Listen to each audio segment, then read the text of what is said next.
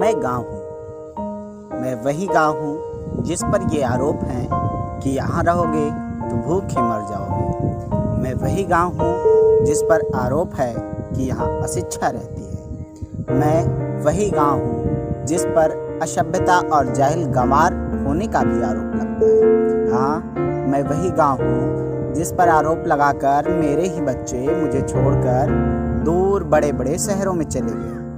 जब मेरे बच्चे मुझे छोड़कर जाते हैं, मैं रात भर सिसक सिसक कर रोता हूँ, फिर भी मरा नहीं। मन में एक आस लिए आज भी निर्म में इस पलकों से बाट जोहता हूँ। शायद मेरे बच्चे आ जाएं। देखने की ललक में सोता भी नहीं हूँ, लेकिन हाय, जो जहाँ गया वहीं का रह गया। मैं पूछना चाहता हूँ अपने उन सभी बच्चों से, क्या मेरी इस दुर्दशा के जिम्मेदार तुम नहीं हो? अरे, मैंने तो तुम्हें कमाने के लिए शहर भेजा था, तुम मुझे छोड़ शहर के ही हो गए। मेरा हक कहाँ है? क्या तुम्हारी कमाई से मुझे घर, मकान, बड़ा स्कूल, कॉलेज, इंस्टीट्यूट, अस्पताल आदि बनाने का अधिकार नहीं है? ये अधिकार मात्र शहर को ही क्यों? जब सारी कमाई शहर में दे रहे हो तो मैं कहाँ जाऊं? मुझे मेरा हक क्यों नहीं मिलता? इस कोरोना संकट में सारे मजदूर गांव भाग रहे हैं। गाड़ी नहीं तो सड़कों मील पैदल बीवी बच्चों के साथ चल दिए, आखिर क्यों? जो लोग यह कहकर मुझे छोड़ शहर चले गए थे कि गांव में रहोगे तो भूखे मर जाओगे, वो किस आस विश्वास पर पैदल ही गांव लौटने लगे? मुझे तो लगता है निश्चित रूप में उन्हें ये विश्वास है कि गांव पहुंच जाएंगे तो जिंदगी बच जाएगी, भरपेट भोजन मिल जाएगा और परिवार बच जाएगा। सच तो यही है कि गांव कभी किसी को भूख से नहीं मारता। हाँ मेरे लाल, आ जाओ, मैं तुम्हें भूख से नहीं मरने दूंगा। आओ, मुझे फिर से सजाओ, मेरी गोद में फिर से चौपाल लगाओ, मेरे आंगन में चाक के पहिए घुमाओ, मेरे खेतों में अनाज उगाओ, खलिहानों में बैठकर आल्हा गाओ, खुद भी खाओ, दुनिया को खिलाओ। महुआ पलाश के पत्तों को बीनकर पत्तल बनाओ, गोपाल बनो मेरे नदी, ताल, तलैया, बाग बगीचे गुलजार करो।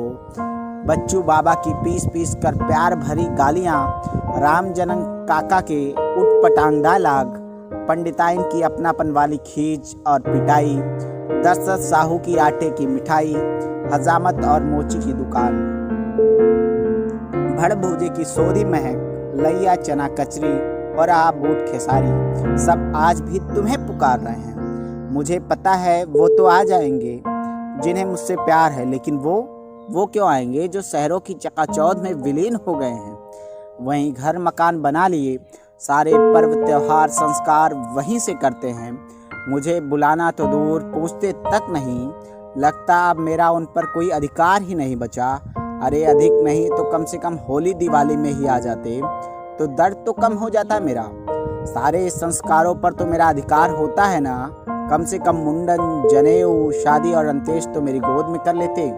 मैं इसलिए नहीं कह रहा हूँ कि यह केवल मेरी इच्छा है, मेरी आवश्यकता भी है। मेरे गरीब बच्चे जो रोजी रोटी की तलाश में मुझसे दूर चले जाते हैं, उन्हें यही रोजगार मिल जाएगा। फिर कोई महामारी आने पर उन्हें सैकड़ों मील पैदल नहीं भागना पड़ेगा। मैं आत्मनिर्भर बनना चाहता हूँ। मैं अपने बच्चों को शहरों की अपेक्षा उत्तम शिक्षित और संस्कारित कर सकता हूँ। मैं अपनों को यही रोजी रोटी भी दे सकता हूँ। मैं तनाव भी कम करने का कारगर उपाय हूँ। मैं प्रकृति की गोद में जीने का प्रबंध कर सकता हूँ। मैं सब कुछ कर सकता हूँ मेरे लाल। बस तू समय समय पर आया कर मेरे पास। अपने बीवी बच्चों को मेरी गोद में डालकर निश्चित हो जा। दुनिया की कृत्रिमता को त्याग दे। फ्रिज का नहीं, घड़े का पानी पी। त्योहारों समारोहों में पत्तले में खाने और कुल्हड़ों में पीने की आदत डाल। अपने मोची के जूते और दर्जी के सिरे कपड़े पर इतराने की आदत डाल।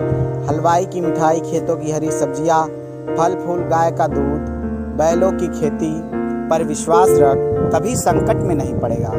हमेशा खुशहाल जिंदगी चाहता है तो मेरे लाल, मेरी गोदी में आकर कुछ दिन खेल लिया कर। तू भी खुश और मैं भी खुश।